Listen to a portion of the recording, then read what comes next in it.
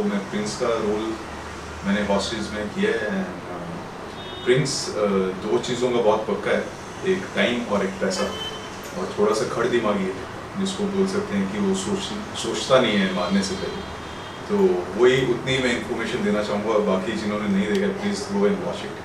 तो या वेल आपके लुक को लेके आपने काफ़ी प्रिपरेशन की है खास तौर पे, तो वो प्रिपरेशन किस तरीके का रहा, which was it inspired from कुछ डायरेक्टर से इंस्पिरेशन मिली, या what was that thought process all about?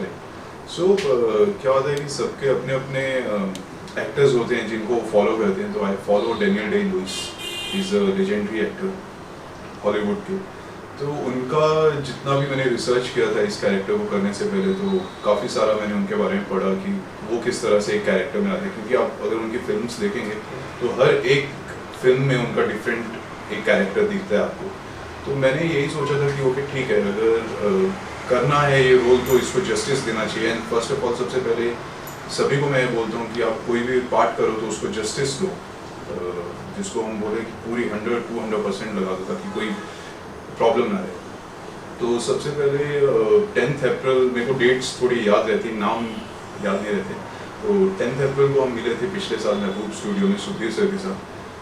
मुझे थोड़ा आइडिया था कि मुझे ये लुक रखना है, बट था कि हाँ मैं अभी तक सुधीर सर से नहीं मिला हूँ, तो एक बार मैं मिल लूँगा, उनसे डिस्कस करूँगा, तो और मुझे थोड़ा विजन मिलेगा कि क्या करना है क्या नहीं करना। तो मैं उनसे मिला, उनसे बात हुई, ये वो सब चीज़ें। तो उन्होंने बोला कि हाँ ठीक है, एक काम कर, अभी अपना दाढ़ी उगाना शुरू कर दे, चेस्ट के बाल उगाना शुरू कर दे, लाइक अ चिंपैंजी, उन्होंने just become a chimpanzee right now. तो जैसे चलता है चिंपैंजी, जैसे चलता है सब कुछ हिला देता है ना, just become a chimpanzee. It's like ठीक है ओके, तो वही करता हूँ। तो मैंने दाढ़ी उगाया। एंड देन क्या था कि 10th को हम फर्स्ट टाइम मिले थे, 7 मई से पिछले साल 2018 में हमारा शूट स्टार्ट हो जाना था। तो मेरे पास गिने चुने बड़ी मुश्किल से 20 दिन थे कि जिस पे मैं काम कर सकता था।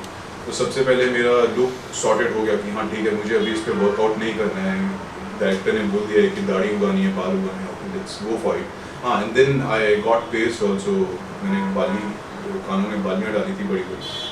तो उसके बाद I started working on my back story, जो कि बहुत इम्पॉर्टेंट होती है हर एक कैरेक्टर के लिए, कि वो कहाँ से आया है, क्यों आया है, क्या करने जाएगा, क्या, ये सब चीज़ें लिखना बहुत। तो सुधीर जी की तरफ से क्या ब्रीफ था, किसी दाढ़ी उगाना की किस तरह का कैरेक्टर है वो ब्रीफ? वो भी था, लेकिन वो हमारा जो फर्स्ट मीटिंग था सुधीर सर के साथ, वो बेसिकली लुक टेस्ट के ऊपर हम काम कर रहे थे कि किस तरह के कॉस्ट्यूम पहनेंगे, क्या होंगे। एंड एक और बहुत इंटरेस्टिंग चीज़ बताता हूँ कि जो इस शो में मैंने कॉस्ट्यूम डाला है, वो मेरी अपनी तरफ से एक सजेशन दी गई है कि ये इस तरह का दिखना चाहिए। तो जो भी मेरे पास कपड़े थे, डेनिम जैकेट, एक रेड कलर का कुर्ता, नॉर्मल डेनिम्स, तो मैं क्लिक करके बूट्स, ये सब क्लिक करके मैं सुधीर सर को भेजता रहता था। तो सुधीर सर का ये था कि अभी के लिए इतना ही है। एंड देन 2-3 दिन बाद हमारी वर्कशॉप वैसे भी स्टार्ट होने वाली थी, तो हमने ऑलमोस्ट 15 दिन वर्कशॉप किया है सुधीर सर के साथ। तो वो भी बहुत अच्छा एक्सपीरियंस रहा सुधीर सर के साथ हमारा वर्कशॉप करने का। तो जिसमें कि उनका एक वे है जो कि मुझे बहुत पसंद आया एज एन एक्टर, कि वो spontaneous, basically spontaneity and instinct के ऊपर काम करते हैं। वो ये नहीं है कि कोई चीज़ प्लान कर लेंगे कि ये सीन हम इसी तरह से करेंगे। तो फ्लेक्सिबल होना चाहिए आई थिंक। और बहुत अच्छा बात होती है जब एक डायरेक्टर भी फ्लेक्सिबल होता है कि हाँ हम सीन को इस तरह से भी लेके जा सकते हैं। तो सुधीर सर का ऐसा था कि हम आते थे एंड इसलिए वो स्टार्ट रीडिंग वो लाइन्स। तो हम फर्स्ट एपिसोड से शुरू करते थे, सभी एक्टर्स मौजूद होते थे। तो फर्स्ट एपिसोड से हम शुरू करते थे, पढ़ना every day we were doing this only. मतलब 7 दिन निकल गए थे। तो उस एक टाइम पे आके समझ आया कि यार ये डेली लाइन्स पढ़ रहे हैं, बट कुछ टाइम के बाद समझ आया कि लाइन्स पढ़ने से आपको पता चलता है कि सबटेक्स्ट क्या है। तो सबटेक्स्ट बहुत इंपॉर्टेंट होता है सीन के लिए, कि सिचुएशन क्या है। बेसिकली लाइन्स तो हम बोल देंगे कि हाँ मैं तेरा भाई हूँ, तू मेरा भाई है, दैट्स इट, बट वो किस वे में बोला जाएगा, क्योंकि कई सारे तरीके होते हैं। तो इवन मनोज वाजपेयी सर ने भी, मैंने उनकी कुछ वर्कशॉप की, तो उन्होंने भी बोला था कि जो एक लाइन एक एक्टर की और जो उससे अगले एक्टर की डिपेंड करता है कि ये वाला एक्टर कैसा बोलेगा, वो उसकी लाइन पे डिपेंड करता है। तो वो सब चीज़ें बहुत अच्छी होती हैं जब आपको सब टेक्स्ट समझ आने लगता है कि हाँ सीन में ये हो रहा है, इस तरह की इंटेंसिटी चाहिए आपको, इस तरह का इमोशन चाहिए, इतनी आपको ग्रेविटी रखनी पड़ेगी। तो काफ़ी सारी चीज़ें मेरे को सुधीर सर से समझ आई है, हेल्पफुल है। And you have done films before and now back to web series. Do you feel कि एक बहुत अच्छा step है to be part of hosted? Yeah, obviously for me it's the biggest project I have ever done in my career and अभी मेरे को 5 साल हुए हैं बॉम्बे आए हुए, तो मैं रेगुलर काम कर रहा हूँ। एंड मेरा ये है कि जितना ज़्यादा मुझे एक्सपीरियंस होगा उतना इजी गोइंग एंड फ्लॉलेस मैं एक्टिंग कर पाऊँगा। तो हॉस्टेज ऑब्वियसली एक बहुत अच्छा स्टेप रहा मेरे लिए।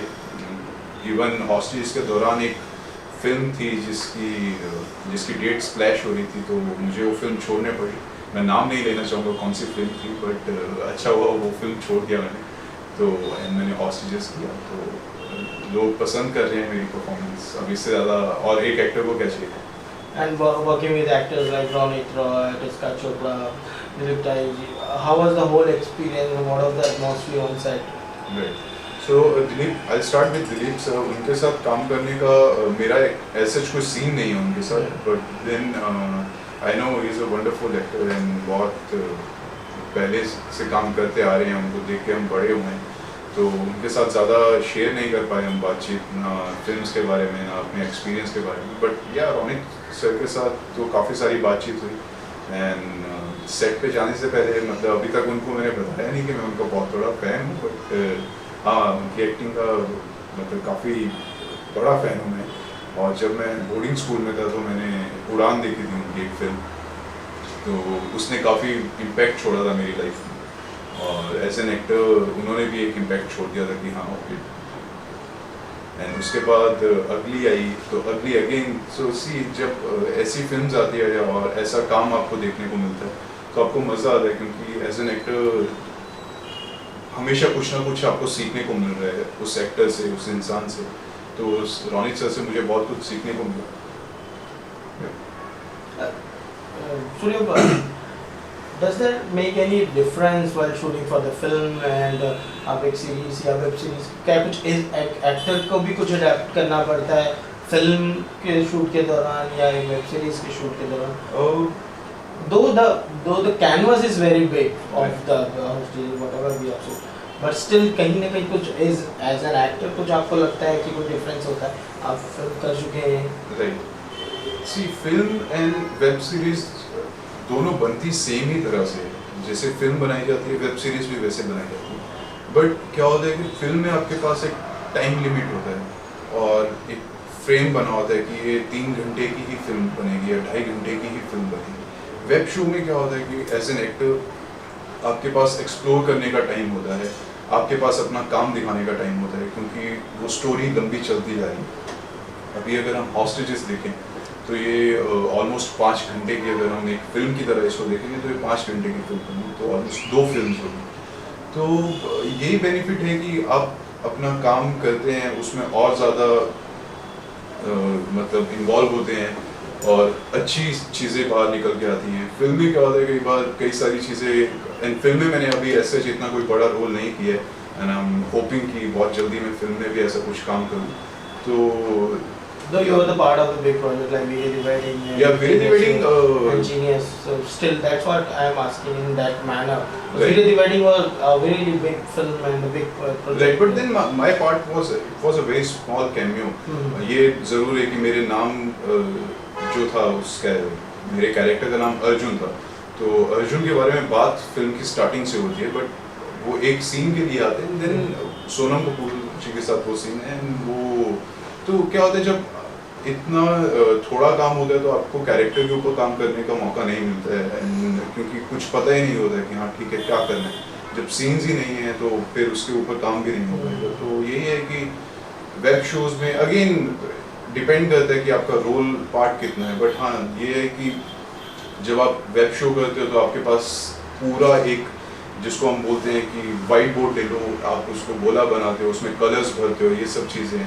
और रोल छोटा हो बड़ा हो काम आपको उसी वे में करना है। अगेन वीरे दी वेडिंग में भी मैंने पूरा चाहे एक सीन था उसके लिए मैंने पूरा अपना वर्कआउट किया कि क्या करना है, कैसे है, ये कहाँ से। अच्छा अर्जुन अगर यूएसए में चला गया था तो वहाँ पे क्या करता था, तो ये सारी चीज़ें होती है थोड़ी बहुत जो कि सिमिलर ही हैं फिल्म्स में, वेब सीरीज में. But being a budding actor, so do you feel digital platform is one of the biggest platform for those actors जो एक career oriented acting करना चाहते हैं या एक proper एक actor के तौर पर establish होना चाहते हैं? Do you feel nowadays is becoming good for the acting as digital platform has come up?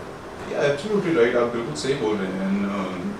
OTT platform जो है वो आज की डेट में बूम पे है. मतलब ऑलमोस्ट कई सारी चीज़ों को उसने कवर कर लिया है stories wise. And audience smart है आज की डेट में. जो अगर हम आज की जनरेशन देखें तो उनको पता है कि अभी वो आइटम सॉन्ग्स और ये सब चीज़ों से कुछ नहीं होगा. They need some kind of story, they need some kind of spark कि वो मिलता है. Why we like Narcos, why we like Scarface, क्योंकि उधर स्टोरी है, उधर कैरेक्टर्स है, उधर कोई ऐसा हीरो नहीं है, कोई बॉडी शो नहीं दिखाता है. तो कई सारी चीज़ें होती हैं. तो एंड सॉरी मैं मिस कर गया आपका क्वेश्चन. आप फिर से रिपीट करेंगे तो. Yeah, on to that कि कितना स्कोप रहता है for actors. For actors तो sorry actors good platform for. It's not only about actors, like directors, writers, everybody. मेरे हिसाब से सबके लिए बहुत अच्छा स्कोप है OTT प्लेटफॉर्म के लिए, नए एक्टर्स के लिए. इवन आई हर्ड कि काफ़ी बड़े बड़े दिग्गज लोग भी अब वेब शोज कर रहे हैं. Akshay Kumar sir, I am very big fan of him. And उनके काम का, उनके लाइफस्टाइल का बहुत बड़ा मतलब अगेन उनका भी एक इम्पैक्ट है मेरी लाइफ में. मैं भी कोशिश करता हूँ कि उनकी तरह रह सकूँ. तो वो सब अगर ये काम कर सकते हैं तो हमारे लिए तो ऑब्वियसली एक बेनिफिट है, एडवांटेज है कि OTT प्लेटफॉर्म इंडिया में अच्छा काम कर रहा है. Any of your wish list in among the web series कि you would love to be part of that? I really want to do films now, क्योंकि मुझे लगता है कि अब मैं फिल्म्स के लिए थोड़ा जैसे होता है ना कि हाँ प्रिपेयर्ड हो. एंड कच्चा आम था वो पक गया तो अभी अब खाएंगे तो मज़ा आएगा. तो आई थिंक कि मैं प्रिपेयर हूँ फिल्म्स के लिए. And I really want to work for. So any genre you want to explore more into? Thriller. Thriller. And what you usually likes to see among them? Thriller or suspense or action or?